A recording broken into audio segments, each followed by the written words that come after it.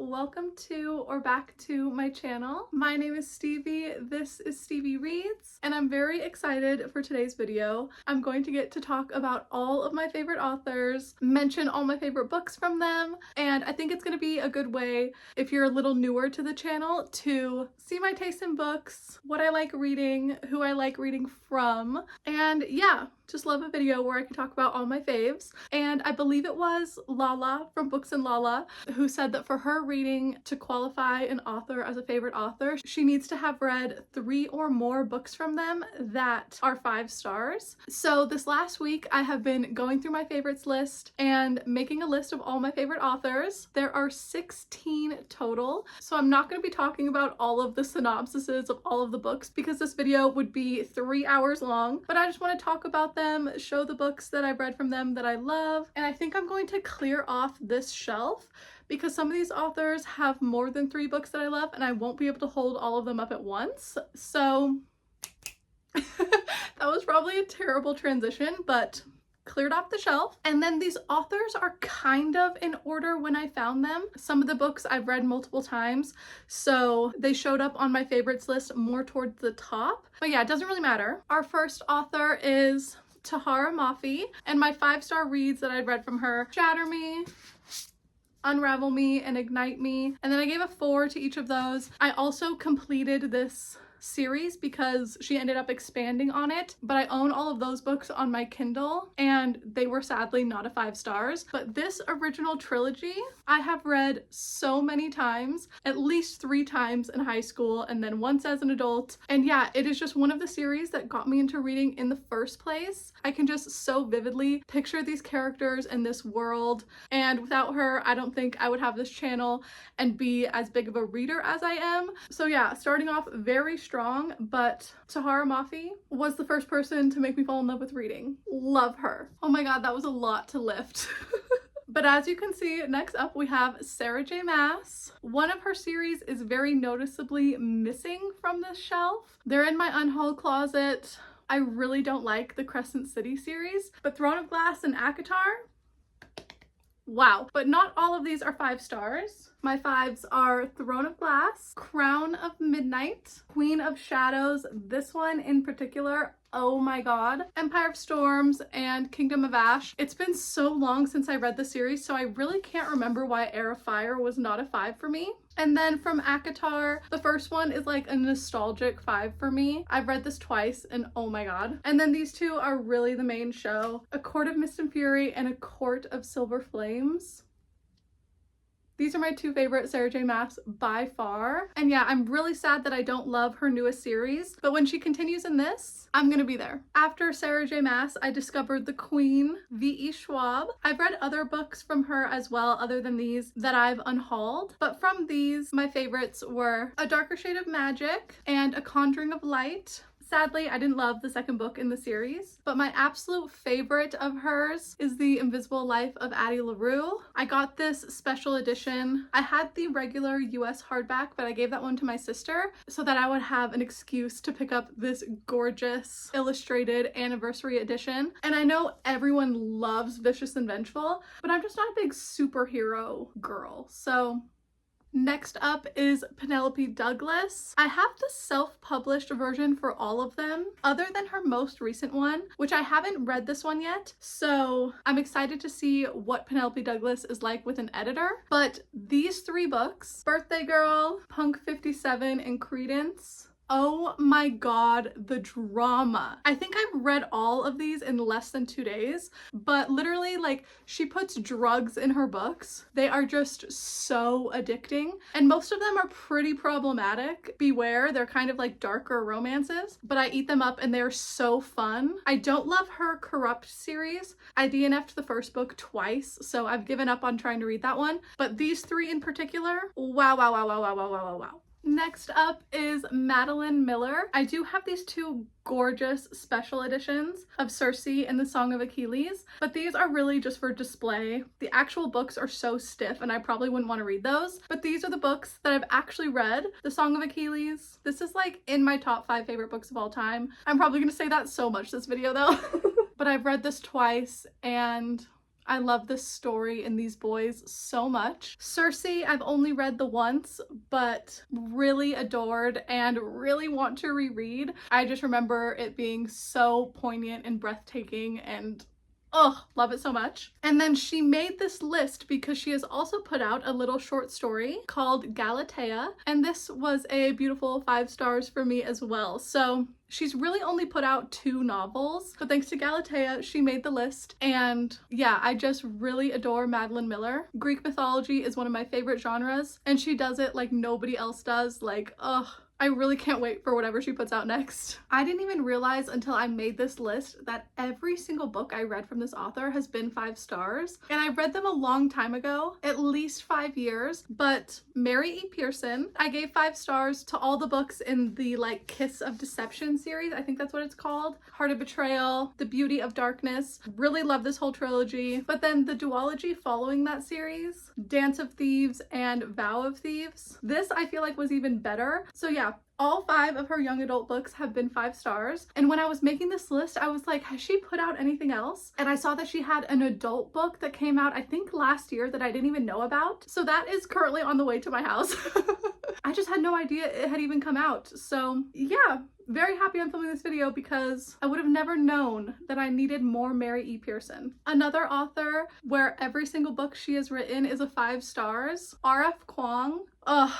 She really is that girl. She doesn't even need any more hype, which I'm so happy that like everybody knows how amazing she is. But the Poppy War trilogy is an absolute masterpiece. It honestly blows my mind that this is the first thing she's ever written. Like, if you ever want to feel bad about yourself, I think she wrote the Poppy War when she was 19. Oh, so amazing. And I read all of these before I started annotating, so obviously I want to reread and annotate. They are just so beautiful. And they were one of the first like adult fantasy series I ever read, but even back then I knew that they were so special and amazing. And then Babel, this is the first book I ever annotated. The tabs are so far out from the pages. But this book is just a love story to language and like the beauty of words, and it's probably my favorite R.F. Kuang, and I would argue one of the best books of all time. And then Yellowface was just so refreshing, like a contemporary novel from R.F. Kuang. Definitely was not expecting it, but I read it in like 2 days. Absolutely loved. And yeah, all 5 stars, all amazing. And I cannot wait for Catabasis. I think it's coming out in August, which is my birthday month. I feel like she just wrote that just for me. Next up is Alice Oseman. I have given every single volume of Heartstopper 5 stars. She just writes the most wholesome story about these teenage boys falling in love. And yeah, I couldn't pick a favorite out of these if I tried. And I think we're getting the 6th book for this one this year, which is the final book, which I am happy and sad about all at the same time. But one of my favorite graphic novel series ever. The other one is going to be listed later. And then we have Jay Kristoff, the first man on this list. Out of all 16 authors, we only have 3 men. But Jay was the first, and I fell in love with him when I read the Nevernight trilogy. I read both of these twice because I read them before Dark Dawn came out. So when this was released, I like reread to finish the trilogy. And out of these, my favorite is God's Grave. Oh my god, I love God's Grave. But all 3 of these were 5 stars. Empire of the Vampire was also a 5. I've read this twice as well because I reread it before Empire of the Damned came out, and I gave this one a 4 star, so it was still really good, but this first one was amazing. Yeah, I just really love Jay's writing. Mia Corvair is one of my favorite characters to ever exist. And then the last YA author, because I've not been reading as much YA anymore, but Marissa Meyer. First book I read from her was Heartless. This is like an Alice in Wonderland retelling, but from the Queen of Hearts perspective, and you get like her backstory. And I adore Alice in Wonderland. I have an Alice tattoo, and this retelling was so much fun. So also underneath it is so cool. But yeah, this was my first book by her, and it was a 5. And then her most known series is the Lunar Chronicles, I think. And the first one wasn't a 5 for me, sadly, but Scarlet,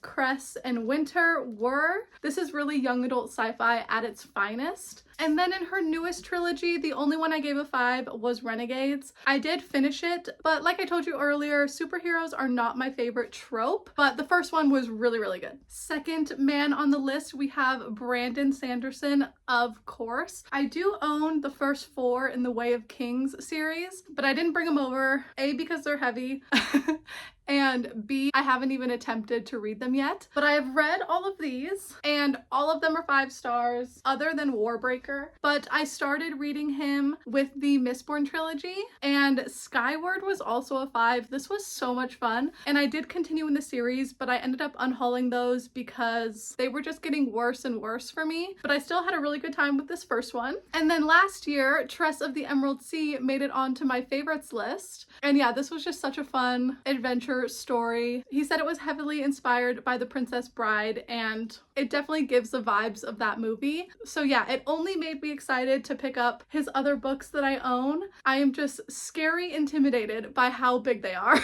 And then the last man on this list, Pierce Brown. I love this series, one of my favorite series of all time, but specifically his second books in like these trilogies, because my all-time favorites are Golden Sun and Dark Age. But I also would say that Dark Age is in the top 5 favorite books of all time. This was a roller coaster of emotions. It broke my heart, stitched me back together, broke it again, stomped on it, like, ugh. I feel like nothing can even come close to Dark Age with adult sci-fi. This is the creme de la creme. And yeah, I just love this whole series so, so much. And completely different from intense adult sci-fi, we have Talia Hibbert. I've read other books from her, but they were on my Kindle and none of them were 5s. But the entire Brown Sisters trilogy, Get a Life, Chloe Brown, Take a Hint, Dani Brown, and Act Your Age, Eve Brown, all of these were so fun and refreshing and unique in a genre that I feel like isn't very unique. Contemporary romance is really hit and miss, but Talia Hibbert does it like no other, and this trilogy really solidified her as one of my favorite contemporary fiction authors. And then we have the other graphic novel series, Lore Olympus by Rachel Smith. All 7 volumes are 5 stars, and it's also similar to Heartstopper because the last one is coming out this year. I think it's coming out in May. Volume 8.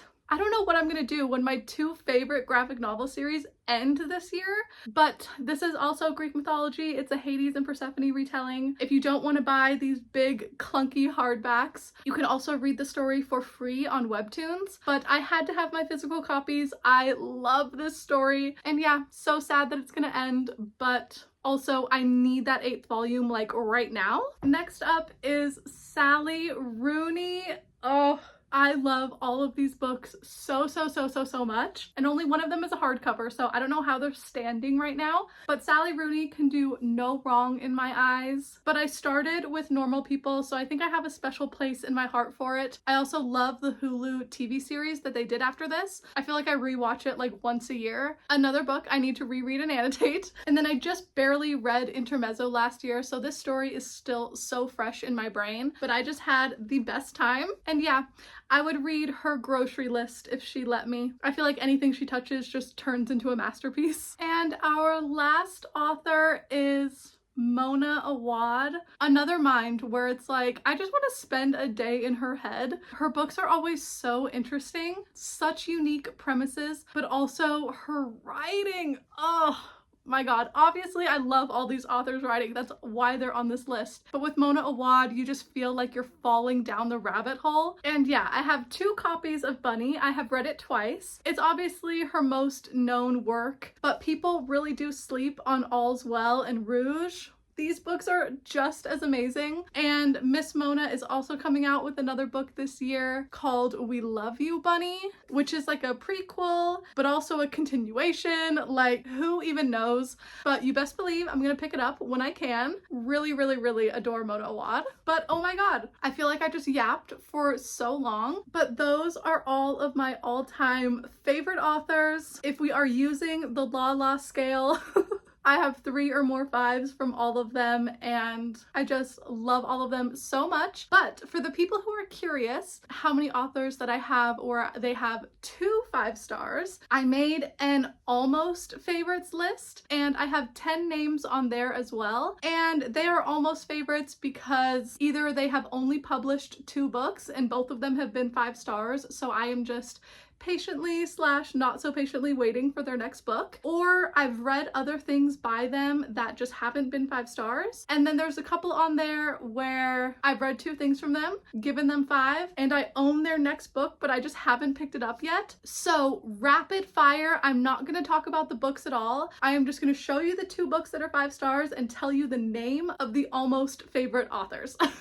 Laini Taylor, Holly Black, Leigh Bardugo, Taylor Jenkins Reid. And if you are wondering, yes, I have read The 7 Husbands of Evelyn Hugo. I gave that one a 4. Karen Slaughter, Kirsten White, Lane Fargo, Megan Nolan. I have 2 copies of this book. The other one's literally right there. And she's only on this list because she's only put out 2 things. Coco Mellors, exact same reason. And last but not least, Mariana Zapata. So these 10 girlies were so close to being on the favorites list, but I do want to do a video soon where I read from 3 of them, and then hopefully I can have a new favorite author this year. But yeah, that's the current list, my 16 all-time favorites. And if you made it all the way to the end of this video, thank you so much. Comment down below if we have any similar favorite authors. But yeah, all of my socials are linked down below like always, and I'll see you in my next video very soon. Bye!